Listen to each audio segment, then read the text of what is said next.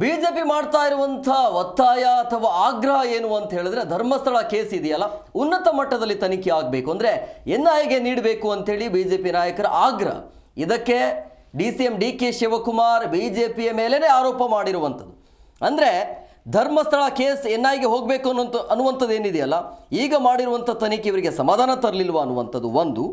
SIT ರಚನೆಗೆ ಅವರೇ ಒತ್ತಾಯ ಮಾಡಿದರು. ಇದು ಬಿಜೆಪಿಯ ಮೂಲ ಕಾರ್ಯಕರ್ತರ ಷಡ್ಯಂತ್ರ. ಅಂದರೆ ಧರ್ಮಸ್ಥಳದ ಹಿಂದೆ ಯಾರು ಷಡ್ಯಂತ್ರ ಇದೆ ಅನ್ನೋದು ಹೊರಗಡೆ ಬರಬೇಕು ಅಂತ ಬಿಜೆಪಿಯ ನಾಯಕರ ಆರೋಪ.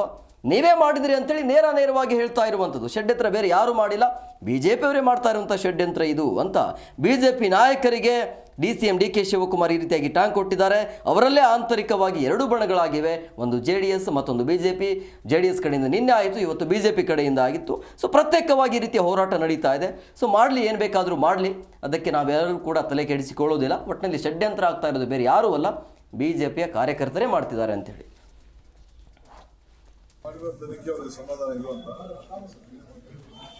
ಅವರೇ SIT ಬೇಕು ಅಂತ ಹೇಳಿದವರು ಅವರೇ, ಸ್ವಾಗತ ಮಾಡಿದವರು ಅವರೇ, ನ್ಯಾಯ ಕೊಡಬೇಕು ಅಂತ ಅವರು ಬಾಯಿ ಯಾವತ್ತೂ ಬಿಚ್ಚಲಿಲ್ಲ.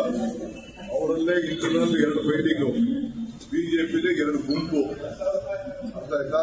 ಅವ್ರದೇ ಷಡ್ಯಂತ್ರ. ಯಾರು ಇದನ್ನೆಲ್ಲ ವ್ಯವಸ್ಥೆ ಮಾಡಿದ್ದಾರೆ ಎಲ್ಲ ಬಿಜೆಪಿಯ ಮೂಲ ಕಾರ್ಯಕರ್ತರೇ. ಇದನ್ನೆಲ್ಲ ಧರ್ಮಸ್ಥಳದ ಮೇಲೆ ಕೆಟ್ಟ ಹೆಸರು ತರಬೇಕು ಅಂತ ಹೇಳಿ ಎಲ್ಲ ಮಾಡಿರೋರೆಲ್ಲ ಅವರೇನೆ. ಈಗ ಎಲ್ಲ ನಾಟಕರು ಆಡ್ತಾರೆ.